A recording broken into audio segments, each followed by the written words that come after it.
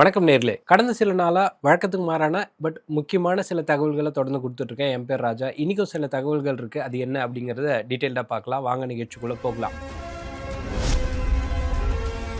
இந்த ஈரானுக்கும் அமெரிக்காவுக்கும் இடையில இந்த சண்டையானது இது ஒரு முடிவுக்கே வராத ஒரு தொடர்கதையா போய்கிட்டு இருக்கு அப்படிங்கிற நிலைமையில அமெரிக்காவுக்கு ஒரு ரொம்ப பெரிய பாதிப்பு ஏற்பட்டிருக்கு அப்படிங்கிற மாதிரியான இன்ஃபர்மேஷன்ஸ் கிடைச்சிருக்கு. அது என்ன அப்படின்னு பார்க்கலாம் வாங்க. இந்த ஈரான் அமெரிக்காவை சேர்ந்த சில ஏவுகணை எடுத்துட்டு போற ட்ரோன்களை ஈரான் செதைச்சிட்டாங்க, கம்ப்ளீட்டா காலி பண்ணிட்டாங்க அப்படிங்கிற மாதிரியான ஒரு சில தகவல் இருக்கு. ஈரானுக்கும் அமெரிக்காவுக்கும் நம்ம ஏற்கனவே சொன்ன மாதிரி 85 நாளா இந்த போரானது தொடர்ந்து போய்கிட்டு இருக்கு.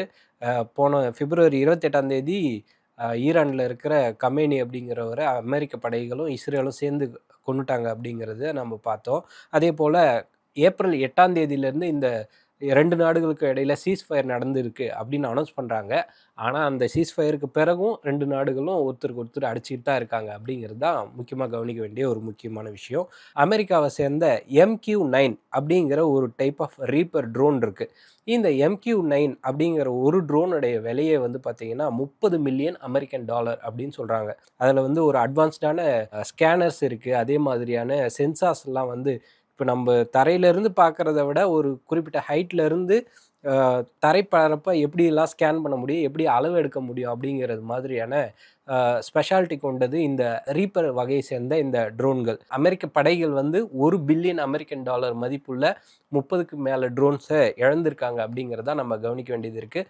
இது அமெரிக்காவுடைய மொத்த போர் செலவுகளில் 20% வரைக்கும் அதிகம் அப்படின்னு சொல்கிறாங்க. இது வரைக்கும் மொத்தமாக 42 ஃப்ளைட்ஸ், சின்னதும் பெருசுமா இந்த மாதிரியான ட்ரோன்ஸ், இந்த மாதிரியான விஷயங்களை அமெரிக்கா இழந்திருக்கு அப்படிங்கிறது தான் இங்கே நம்ம கவனிக்க வேண்டிய ஒரு முக்கியமான விஷயம். 80 நாளாக சண்டை போட்டாலுமே அமெரிக்கா நாங்கள் ஜெயிச்சிட்டோன்னு அவங்களும் சொல்ல முடியல, ஈரான் ஜெயிச்சிட்டதாகவும் சொல்ல முடியல. ஆனால் அமெரிக்காவுக்கு இது ஒரு பெரிய இழப்பாக தான் பார்க்கப்படுது அப்படிங்கிறது தான் ரொம்ப முக்கியமான ஒரு செய்தி. அப்படிங்கிறதுனால அதை முதல்ல சொல்லியிருக்கேன். எப்பா என்ன வெயில் தாங்கவே முடியல அப்படின்னு நம்மளாம் புலம்பிகிட்டு இருக்கிற இதே நேரத்தில் தெலுங்கானாவில் ஒரே நாளில் வெப்ப அலையில் மட்டும் 22 பேர் இறந்து போயிருக்காங்க. அது வெப்ப அலைனா சாதாரணமான வெப்ப அலையெல்லாம் கிடையாது. 46 டிகிரிக்கே அங்கே தாங்கிக்கவே முடியாத அளவுக்கான வெப்பம் இருந்திருக்கு. இதனால ஒரே நாளில் 22 பேர் இறந்துருக்காங்க. வியாழக்கிழமை இந்த சம்பவம் பதிவாயிருக்கு. அந்த 22 பேரும் எந்த மாவட்டத்தில் இருந்து அதிகமாக உயிரிழந்திருக்காங்க அப்படின்னு பார்த்தீங்கன்னா வாரங்கல் அப்படின்னு ஒரு ஊர் இருக்குது. அந்த ஊரில் 9 பேர். அது வயசு வித்தியாசம்லாம் இல்லாமல் காலேஜ் ஸ்டூடெண்ட்ஸு, வயலில் வேலை பார்த்தவங்க, இந்த மாதிரியாக மொத்தமாக 9 பேர் இறந்துருக்காங்க வாரங்கல் அப்படிங்கிற பகுதியில். ஹீட் ஸ்ட்ரோக் அப்படின்னு சொல்கிறாங்க. அந்த ஹீட் ஸ்ட்ரோக் அது மூலமாகவும் ஏகப்பட்ட பேர் பாதிக்கப்பட்டிருக்காங்க. முழுகு, அப்புறம் சூரியப்பேட், நலகொண்டா இந்த மாதிரியான பகுதிகளில் இந்த வெயிலுடைய தாக்கம் ரொம்ப எக்ஸ்ட்ரீமாக இருக்குது. ஒருத்தர் டிராக்டர் ஓட்டிகிட்டு போயிருக்காரு. ஓட்டிகிட்டு போகும்போதே ஹீட் ஸ்ட்ரோக் அப்படியே வெப்ப அலையில் சிக்கி இறந்தே போயிருக்காரு. அப்படிங்கிறதெல்லாம் படிக்கும்போது ரொம்ப ஒரு மாதிரி மனசை உழுக்கிற மாதிரி இருக்குது. ஸோ இந்த மாதிரியான விஷயங்களுக்கு எப்படிலாம் ப்ரிப்பேர்டாக இருக்கணும் அப்படிங்கிற மாதிரி தெலுங்கானாவில் போதுமான அளவுக்கு பொது மருத்துவ வசதி ஏற்பாடு பண்ணணும் அப்படின்னு சொல்லி அந்த ஸ்டேட் கவர்மெண்ட் உத்தரவிட்டிருக்காங்க. அதே போல் ஏற்கனவே 22 பேர் இறந்துட்டாங்க. இதுக்கப்புறம் உயிரிழப்புகளை தடுக்கிறதுக்கு என்னென்ன ஃபெசிலிட்டிஸ் இருக்கோ எல்லாத்தையுமே எடுக்கணும். உடனடியாக அந்த ஹீட் ஸ்ட்ரோக் வார்டையும் ரெடி பண்ணணும் அப்படின்னு சொல்லி தெலுங்கானா கவர்மெண்ட்லேருந்து உத்தரவு பிறப்பிச்சிருக்காங்க. தமிழ்நாட்டிலையும் இந்த வெப்ப அலைக்கான வாய்ப்புகள் ரொம்பவே அதிகமாக இருக்குது அப்படிங்கிறத நம்ம பார்க்க வேண்டியது இருக்குது. சென்னையில் புதன் அப்புறம் வியாழக்கிழமைகளில் ரொம்ப கடுமையான வெயில் இருந்தது. வெயிலுங்கிறத தாண்டி ஒரு மாதிரி புழுக்கம் அதிகமாக இருக்குது. இது தமிழ்நாட்டில் ஒரு சில பகுதிகளில் இன்னும் இதை விட தீவிரமான தாக்கம் இருக்கும். அதே நேரத்தில் சில இடங்களில் 40லேருந்து 50 கிலோமீட்டர் வேகம் வரைக்கும் காற்று வீசும். அதே நேரத்தில் மழைக்கான வாய்ப்புகளும் இருக்குது அப்படின்னு வானிலை ஆய்வு மையம் அதிகாரப்பூர்வமாக சொல்லியிருக்காங்க. இந்த வெப்ப அலையிலேருந்து எப்படியெல்லாம் தப்பிக்கிறது அப்படின்னு பார்த்தீங்கன்னா, ஏற்கனவே மருத்துவர்கள் சொன்ன சில டிப்ஸ் என்ன அப்படின்னு பார்த்தீங்கன்னா, 11 மணிலேருந்து 3 மணி வரைக்கும் வெயில் ரொம்ப உக்கிரமாக இருக்கிற அந்த டைமில் தயவுசெய்து வெளியில் தேவை இருந்தால் ஒழிய வெளியில் போகாதீங்க அப்படிங்கிறது தான் மருத்துவர்கள் சொல்கிற முக்கியமான விஷயமா இருக்குது. தண்ணீர் அதிகமாக குடிங்க. தாகம் இல்லைனாலுமே இது ஒரு மாதிரியான சஃபகேஷன் சொல்லுவாங்க, மூச்சு விடுறதுல சிரமம் இருக்கும். இந்த மாதிரியான பிரச்சனைகளை சரி பண்ணணும் அப்படிங்கிறதுக்காக நீங்கள் போதுமான அளவுக்கு தண்ணி குடிக்கிறத உறுதிப்படுத்திக்கோங்க. அதுலேயும் வயசானவங்க இருந்தாங்களோ இல்லை அதே போல் கர்ப்பிணி தாய்மார்கள், சின்ன குட்டி பசங்க இருந்தாலுமே அவங்களுக்கு போதுமான அளவுக்கு தண்ணி குடிக்கிறத உறுதிப்படுத்துங்க அப்படிங்கிறதா டாக்டர் சொல்கிற முக்கியமான ஒரு விஷயமா இருக்குது. 2 முக்கியமான தகவல்கள் பார்த்தோம். அதுக்கு அடுத்தபடியாக ஜெர்மனியில் ஒரு புதுசாக ஒரு இனிஷியேட்டிவ் எடுத்திருக்காங்க. எலக்ட்ரிக் சார்ஜிங் ரினியூவபிள் எனர்ஜியில் கொண்டு வர போகிறாங்க அப்படிங்கிறத நம்ம கவனிக்க வேண்டியது இருக்குது. ரினியூவபிள் எனர்ஜி அப்படிங்கிறது நம்மளுடைய சூரிய ஆற்றல், அதே போல் காற்று, இந்த மாதிரி இயற்கையிலிருந்து கிடைக்கக்கூடிய சுழற்சி ஈஸியாக அந்த எனர்ஜியை வந்து அதுக்காக நம்ம எதுவும் ஸ்பெண்ட் பண்ண வேண்டியது இல்லை அப்படிங்கிறதுனால அந்த பொருட்கள்லாம் ரினியூவபிள் எனர்ஜின்னு சொல்லுவாங்க. அந்த ரினியூவபிள் எனர்ஜியை ஜெர்மனி எப்படியெல்லாம் ஆக்கப்பூர்வமாக யூஸ் பண்ணலாம் அப்படின்னு சொல்லி ஒரு பிளானை ரெடி பண்ணியிருக்காங்க.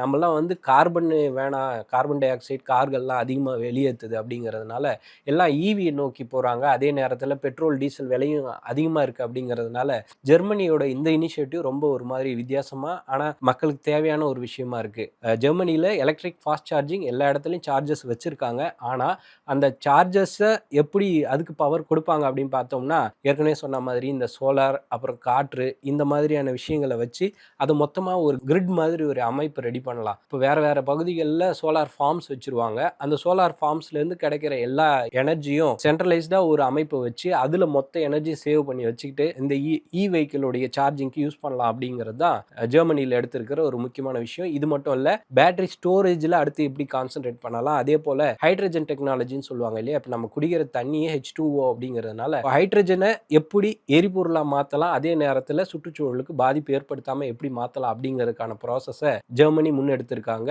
இதுக்கு பொதுமக்கள் மத்தியில் நல்ல வரவேற்பு இருக்குது அப்படிங்கிறது தான் நம்ம கவனிக்க வேண்டிய முக்கியமான விஷயம். 2024 கணக்கெடுப்பின்படி ஜெர்மனி மக்களுடைய மொத்த மக்கள் தொகையே வந்து 8,35,00,000 தான் அப்படிங்கிறத நம்ம கவனிக்க வேண்டியது இருக்குது. இதுக்கப்புறமா கடந்த சில நாட்களில் இந்த ஹெல்த் ரிலேட்டடான தகவல்களுக்கு நம்ம அதிக முக்கியத்துவம் கொடுத்துட்ருக்கோம். அதில் வந்து குழந்தைகளுக்கு சின்ன வயசில் ஜங்க் ஃபுட்ஸ் அதிகமாக கொடுத்தீங்க அப்படிங்கிற பட்சத்தில் அவங்க வளரும்போது அவங்களுடைய சாப்பாட்டு பேட்டர்னே வேறு மாதிரி மாறிடுது. அவங்களுக்கு வந்து ஒரு தேவைகள் பசியே இல்லைனாலும் அதிகமான ஜங்க் ஃபுட்ஸ் அவங்க வளர்ந்தாலும் அதை அதிகமாக சாப்பிடுவாங்க அப்படிங்கிறது தான் அந்த ஆய்வு கட்டுரை சொல்லியிருக்கிற முக்கியமான தகவல். அதில் ஸ்பெசிஃபிக்காக அவங்க சொல்கிறது வந்து ஜங்க் ஃபுட்ஸ் ரொம்ப சின்ன வயசில் கொடுக்காதீங்க அப்படிங்கிறது தான் அந்த ஆய்வு கட்டுரை சொல்லுது. யூனிவர்சிட்டி காலேஜ் கார்க் அப்படிங்கிறவங்க தான் இந்த ஆய்வை பண்ணியிருக்காங்க. அவங்க சொல்கிற முக்கியமான விஷயம் என்ன அப்படின்னா, அதிகமான ஃபேட்டோ அதிகமான சுகரோ உள்ள உணவுகளை குழந்தைகளுக்கு கொடுக்காதீங்க.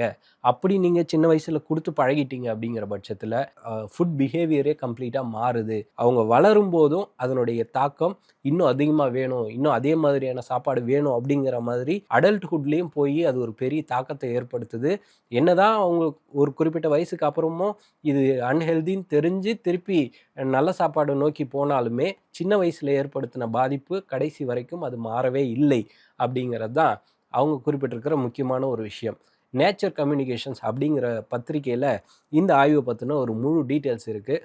அவங்க என்ன சொல்கிறாங்க அப்படின்னா, இப்போ ஒரு குழந்தைகளுக்கு பர்த்டேயில் என்றைக்காவது ஒரு நாள் ரொம்ப ரேராக அதிக சர்க்கரை அதிக ஃபேட் இருக்கிற கேக் மாதிரியான உணவுகள் கொடுக்கறதுல ஒன்றும் தப்பு இல்லை. ஆனால் ஃப்ரீக்வெண்ட்டாக அதை கொடுக்கக்கூடாது அப்படின்னு சொல்கிறாங்க. அதே நேரத்தில் ரொம்ப சின்ன வயசில் குழந்தைகளுக்கு ஃபாஸ்ட் ஃபுட் கொடுக்கறத முழுசாக அவாய்ட் பண்ணுறது தான் இந்த பிரச்சனைக்கான தீர்வுகளை சரி பண்ணுறதுக்கு ஒரு முக்கியமான விஷயம் அப்படின்றத மருத்துவர்கள் சொல்கிறாங்கன்றதை இங்கே நம்ம கவனிக்க வேண்டியது இருக்குது. ஸோ குழந்தைகளுக்கு முடிஞ்ச வரைக்கும் இந்த ஃபாஸ்ட் ஃபுட்டோ ஜங்க் ஃபுட்டுன்னு சொல்லக்கூடிய தேவையில்லாத அதிக சர்க்கரை இருக்கிற அதிக ஃபேட் இருக்கிற சாப்பாடுகள் தவிர்க்கிறது தான் ரொம்ப நல்லது அப்படிங்கிறது தான் மருத்துவர்கள் பரிந்துரைக்கிற முக்கியமான விஷயம். இந்த மாதிரியான இன்ட்ரெஸ்டிங்கான தகவல்கள் தொடர்ந்து கொடுத்துட்ருக்கேன். என் பேர் ராஜா.